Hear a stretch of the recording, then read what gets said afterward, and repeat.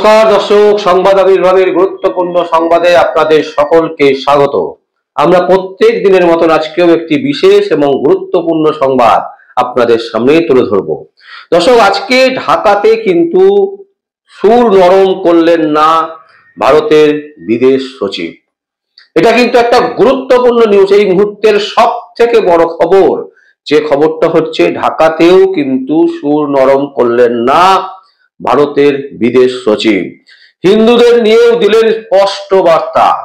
হিন্দুদেরকে নিয়ে কিন্তু একদম স্পষ্ট বার্তা দিয়েছেন আজকে ভারতবর্ষের বিদেশ সচিব। কি বলছে? ঢাকায় গিয়ে সংখ্যালঘুদের ওপর হামলা নিয়ে স্পষ্ট বার্তা দিলেন ভারতের বিদেশ সচিব বিক্রম মিশ্র। ভারতের বিদেশ সচিব জানালো, বাংলাদেশে হিন্দু সহ সংখ্যালঘুদের ওপর যে ঘটনা ঘটছে তা নিয়ে উদ্বেগ প্রকাশ করছেন। ধর্মীয় এবং সাংস্কৃতিক জায়গায় যেসব হামলা ঘটনা ঘটেছে তা নিয়েও বার্তা দিয়েছেন ভারতের বিদেশ সচিব। বাংলাদেশের রাজধানী ঢাকায় গিয়েও সুর নরম করছেন না, একদম স্পষ্ট বার্তা দিলেন ভারতের বিদেশ সচিব। ভারতের বিদেশ সচিব বিক্রম মিশ্র বলেছেন যে এতদিন ভারত যে বার্তা দিয়ে আসছিল সেটা নিজে ঢাকায় গিয়ে বাংলাদেশের বিদেশ সচিব মোহাম্মদ জসিম উদ্দিনের কানে তুলে দিয়ে এলেন। ইউনিসেফ প্রেস সচিব শফিকুল আলম জানিয়েছিলেন যে হাসিনাকে ভারত থেকে প্রত্যার্পণ করানোর পথে হাঁটবে বাংলাদেশ সরকার, সেই জন্য আইনি প্রক্রিয়া চলছে। দেখুন, যেটা হচ্ছে সব থেকে বড় বিষয়, সেটা হচ্ছে ভারতবর্ষের বিদেশ সচিব তিনি এতদিন দিচ্ছিলেন মেল মারফত যে বার্তা পাঠিয়েছিলেন ভারতবর্ষ থেকে বাংলাদেশকে, সেই বার্তা তিনি নিজে গিয়ে বাংলাদেশের বিদেশ সচিবের কাছে কিন্তু দিয়ে এসছেন এবং একদম স্পষ্ট বার্তা দিয়েছেন যে যে সমস্ত ধর্মীয় জায়গায় আক্রমণ করা হচ্ছে, সংখ্যালঘুদের উপর যেভাবে অত্যাচার নামানো হচ্ছে, যেভাবে আক্রমণ হচ্ছে, এটা কিন্তু নিন্দনীয়। এই জিনিস ভারতবর্ষ কিন্তু মেনে নেবে না এবং সেই মতন কিন্তু তিনি তার বার্তা দিয়ে এসছেন। এবং বার্তা শুধু দেননি, তিনি চেষ্টা চালিয়েছেন যে মোহাম্মদ জসিম উদ্দিনের সাথে একটা আন্ডারস্ট্যান্ডিং করে ভারতবর্ষ সব সময় চায় যুদ্ধ থেকে বিরত থাকতে। ভারতবর্ষ সব সময় চায় যে শান্তিতে যে কোনো কাজকে মিটিয়ে নিতে। কারণ নিজেদের ভৌগোলিক যে অবস্থান, বাংলাদেশের সাথে ভারতবর্ষের ভৌগোলিক অবস্থান একে অপরের পরিপূরক, একদম গায়ে গায়ে। সেইখানে দাঁড়িয়ে এই ধরনের বাতাবরণ কোনোভাবেই মেনে নেওয়া যায় না। তাই ঠান্ডা মাথায় যদি এই পুরো ঘটনাটাকে থামিয়ে নেওয়া যায়, পুরো ঘটনাটাকে একটা বিশ্লেষণ করে যাতে একটা নতুন বার্তা আসে যে দুই দেশের সাথে যে সম্পর্ক, সেই সম্পর্ক যাতে নষ্ট না হয়, সেই বার্তা কিন্তু ভারতবর্ষের সচিব, বিদেশ সচিব, তিনি কিন্তু আজকে দিয়ে এসছেন বিক্রম মিশ্রি। তিনি কিন্তু আজকে স্পষ্ট ভাষায় বলে এসছেন যে এই ধরনের বাতাবরণ ইমিডিয়েট বন্ধ করা উচিত।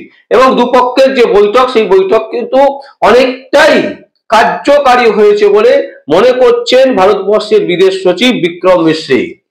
কিন্তু প্রশ্ন হচ্ছে, যেই বিক্রম মিশ্রি ভারতবর্ষে চলে এলেন, তারপরেই কিন্তু বাংলাদেশের মোহাম্মদ জসিম উদ্দিনের যে মোহাম্মদ ইউনুসের নেতৃত্বাধীন বাংলাদেশের অন্তর্বর্তী সরকারের যে প্রেস সচিব শফিকুল আলম, তিনি কিন্তু উল্টো বার্তা দিচ্ছেন। তিনি বলছেন একেবারে দ্বন্দ্বের জায়গা। তিনি বলছেন কি, যে শেখ হাসিনাকে প্রত্যাবর্তন করাতে হবে, বাংলাদেশে পাঠাতে হবে এবং তার জন্য আইনি প্রক্রিয়া তারা শুরু করেছেন এবং যেন তেন প্রকারে তারা চায় বাংলাদেশের প্রাক্তন প্রধানমন্ত্রী শেখ হাসিনাকে ফেরত নিতে, এবং এই বার্তা কিন্তু তিনি দিচ্ছেন।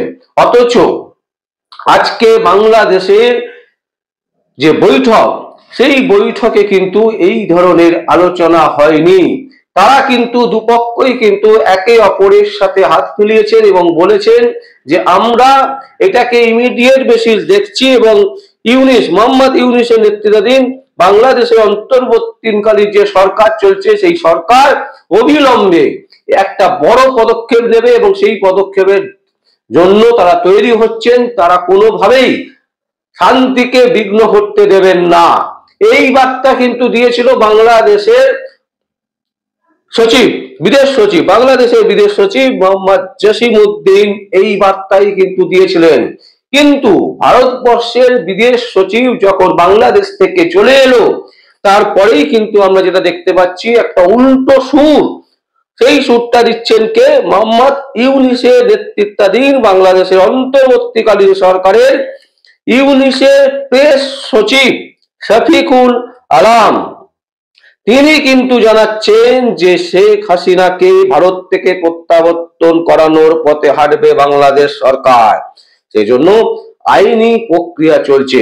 এবং এই ব্যাপারে এই যে বার্তা, এই বার্তাতে কিন্তু একটা অন্য রকমের পুরো বার্তা হয়ে গেল। কারণ ভারতবর্ষ চাইছিল যে নিজেদের মধ্যে কথা বলে বিষয়টাকে সামাল দেওয়া, নিজেদের মধ্যে যে ভুল বোঝাবুঝি হচ্ছে সেটাকে একটা জায়গায় নিয়ে আসা, এবং বাংলাদেশে যেভাবে হিন্দু সহ যারা যে সমস্ত মানুষদের উপর অত্যাচার হচ্ছিল সেই অত্যাচার যাতে বন্ধ হয়, সেই বন্ধের জন্য কিন্তু ভারতবর্ষ অগ্রীব ছিল। কিন্তু বাংলাদেশের এই বার্তাতে কিন্তু অন্য রকমের গন্ধ দেখছে রাজনৈতিক মহল। তাদের মতে বলছে যে বাংলাদেশকে পেছন থেকে কেউ উস্কানি দিচ্ছেন, এবং সর্বপ্রথম বলা যেতে পারে পাকিস্তান এ ব্যাপারে অগ্রণী ভূমিকা পালন করছে বাংলাদেশকে উস্কানি দেওয়ার জন্য। যে কারণে বাংলাদেশ থেকে বেরিয়ে আসার পরেই ভারতের যে সচিব, সেই সচিব যখনই বেরিয়ে এলেন তারপরেই কিন্তু একটা অন্য রকমের বার্তা দেওয়া শুরু করলো বাংলাদেশ। সেখানে বলা হচ্ছে যে শেখ হাসিনাকে প্রত্যাবর্তন করাতে হবে বাংলাদেশে, এবং যদি না করানো হয় তাহলে কিন্তু আইনি যে পদক্ষেপ সেই পদক্ষেপ তারা নিচ্ছে, এবং তারা চায় যেন তেন প্রকারেণ বাংলাদেশে প্রত্যাবর্তন করানো হোক শেখ হাসিনাকে। তার মানে আবার সেই একটা চ্যালেঞ্জ ছুড়ে দেওয়া হলো ভারতবর্ষকে যে আমরা চাইছি তাকে ফেরাতে, আপনারা যদি আটকান তাহলে কিন্তু সেই আটকানোর জায়গা থেকে কিন্তু আমরা রুখে দাঁড়াবো এবং ভয়ঙ্কর পরিস্থিতি তৈরি করব। এখন আমরা এই মুহূর্তে জানি না ভারত সরকার কি করবে, ভারত সরকার শেখ হাসিনাকে ফেরত পাঠাবে কিনা। এই মুহূর্তে যেটা একটি বিশেষ সূত্র দাবি করছে যে শেখ হাসিনা বারবার চাইছেন তিনি বাংলাদেশে পৌঁছাতে, কিন্তু বাংলাদেশে যে ভয়াবহ পরিস্থিতি, যে পরিস্থিতির মধ্য দিয়ে বাংলাদেশ চলছে, বাংলাদেশের ভ্রাতৃত্ব এটা নষ্ট হয়ে গেছে, বাংলাদেশের যে উচ্ছৃঙ্খল পরিস্থিতি, সেই পরিস্থিতির মাঝে শেখ হাসিনা যদি সেখানে গিয়ে পৌঁছায় তাহলে এটা আরো বাড়বে বলেই মনে করছেন বিশেষজ্ঞ মহল। এবং সূত্র দাবি করছে, একটি বিশেষ সূত্র দাবি করছে শেখ হাসিনা যদি বাংলাদেশে এই মুহূর্তে যান তাহলে কিন্তু ভয়ঙ্কর পরিস্থিতি তৈরি হবে তার উপর।